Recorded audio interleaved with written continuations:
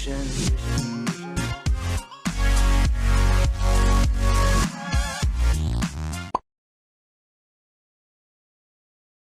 ال21 على التوالي يا حبيبي اكشن.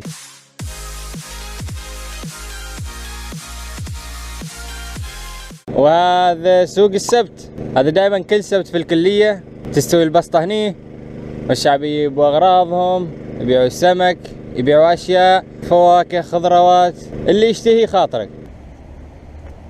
السلام عليكم. اوه لحظة كني اعرفهم. السلام عليكم، كيف الحال؟ اخباركم؟ ان شاء الله طيبين، وصباح الخير وصباح الانوار. وش جالس تسوى في الشارع؟ نشيت الصبح وحصلت امري في الشارع. المهم وين انا رايح الحين؟ شفتوا سوق السبت؟ معناته يوم السبت سبت اجازه. وش بتسوي يوم الاجازه؟ يوم الاجازه بس اجدد بطاقه، وش يسموها هي اصلا؟ يسموها هني في ايرلندا الGNIB، بطاقه الاقامه. لان هنا في ايرلندا لازم نجدد هذه بطاقه الاقامه كل سنه، ونفس الشيء الفيزا كل سنه. والحين سايرين مركز الشرطه نجدد البطاقه مال الاقامه. سمعوني؟ انا ما اعرف صراحه اذا انتم تسمعوني ولا لا، لكن راح صوتي والله. خلينا نكمل في نفس الوقت ونصبح على سلايجو. هيا بنا هيا، يلا خلينا. صباح الخير يا سلايجو، وصباح الخير يا المنظر الجميل، وصباح الخير يا الجو الجميل، صباح الخير مسجدهم، وصباح الخير شعريات. هذا في شاعر هنا كان عايش في سلايجو اسمه ييتس، وهذا واحد من بيوت اشعاره.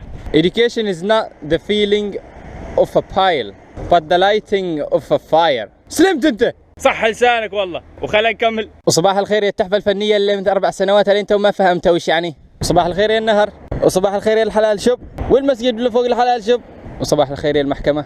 وتم الوصول الى مركز الشرطه، خلصنا ولله الحمد والامور طيبه. الحين على البيت. صباح الخير يا السياره البرتقاليه الكلاسيك، وصباح الخير يا مسجدهم الثاني، وصباح الخير حلبة سباق الخيول، وصباح الخير يا حارتنا. وصلنا حارتنا، وصلت البيت ولله الحمد. والحين ان شاء الله راح اضربها سبحه على الطاير، وان شاء الله بعدين راح اخبركم بعض النقاط عن الفيزا لايرلندا اذا كنتوا بتبتعثوا الى ايرلندا. بما ان اليوم رحت جددت الاقامه، راح اتكلم عن الفيزا لان هذه الاثنين متصلين ببعض. كيف متصلين ببعض؟ يعني عندهم تلفونات، حلو صح؟ عندهم تلفون يتصلوا ببعض، فهمتوا؟ يعني الو ما حلوه؟ اوكي اسف. طيب خلونا نسيت نسبح. راح اخبركم عن الفيزا والاميجريشن اللي هي الGNIB اللي هي بطاقه الاقامه. بوم سبحنا وصلينا الحمد لله. والحين راح اخبركم عن الفيزا وعن الإقامة في إيرلندا اللي هي بطاقة الإقامة في إيرلندا.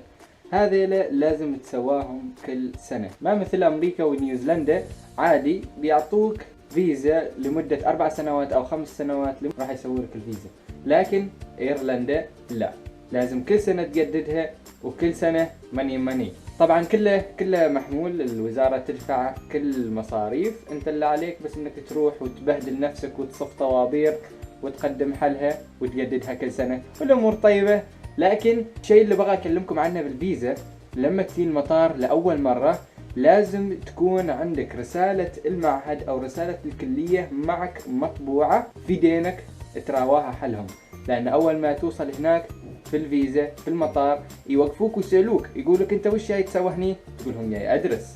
يقولوا روانا بطاقة رسالة، طلع رسالة. إذا تورط راح يحرجوك قدام الطوابير اللي واقفة ويبهدلوك وينازعوك ويقولوا لك روح وقفناك، روح حرك وقفناك،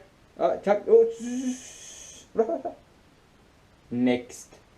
ما تبى أنت تكون في هذا الموقف، لأن أنا كنت في هذا الموقف بغيت أصيح صحيح. يعني موقف صعب جدا صراحة. يعني انت اول مرة توصل للبلد ويعاملوك بهذه الطريقة، ما بغى احد يطيح في هذا الموقف مرة ثانية، لان الصراحة موقف لا تحسد عليه ابدا. يعني تخيل انت تشوف ربعك يصيروا عنك، يصيروا يدخلوا وانت فرحان جاي توقف عنده تعطاه جوازك وكذي تشوفه ويطيح لك بذيك الانجليزي، وبعدين انت توقف تسمع كذي وانت ما فاهم شيء. يس نو ستودنت، يس ستودنت. وين تربك النترتين يقول لك رح وقف هناك. هذا مدبلق طبعا، هو ما بيقول لك رح وقف هناك، بيقول لك بالانجليزي، لكن هذا مدبلق رح وقف هناك. فكرنا ما في معلوم. فيا ناس انتبهوا، اول مره تجوا ايرلندا خلوا رساله الجامعه معكم يوم تدخلوا ايرلندا، وباقي الامور ان شاء الله كلها سهالات. لازم تتعود على الوضع انك تجدد الفيزا كل سنة مثل ما تعودنا احنا، مثل ما تعودوا كل الطلبة في ايرلندا. لكن في حاجة عن التأشيرة بعد، لما تاخذ تأشيرة من عمان او من هناك في ايرلندا فقط تأشيرة دخول وبس، راح تدخل هنا ايرلندا، راح تسوي بطاقة الإقامة، وبعدين تقدر تسوي فيزا يسموها رينتر فيزا او ملتيبل فيزا. هذه تقدر تدخل وتطلع، تدخل وتطلع، تدخل وتطلع من ايرلندا بنفس هذيك الفيزا الين ما تنتهي.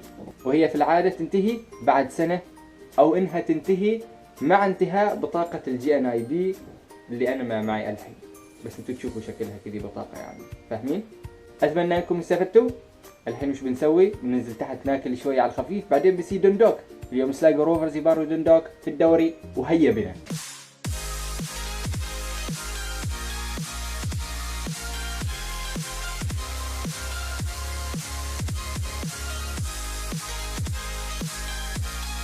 ونحن حاليا في الطريق إلى دندوك، هذا الوحش، مباراة الروفرز. الشوط الأول روفرز 1-0، واضرب الكورة يا ولد. الشوط الثاني سلايجو 3-0، ولاعب مطرود من سلايجو.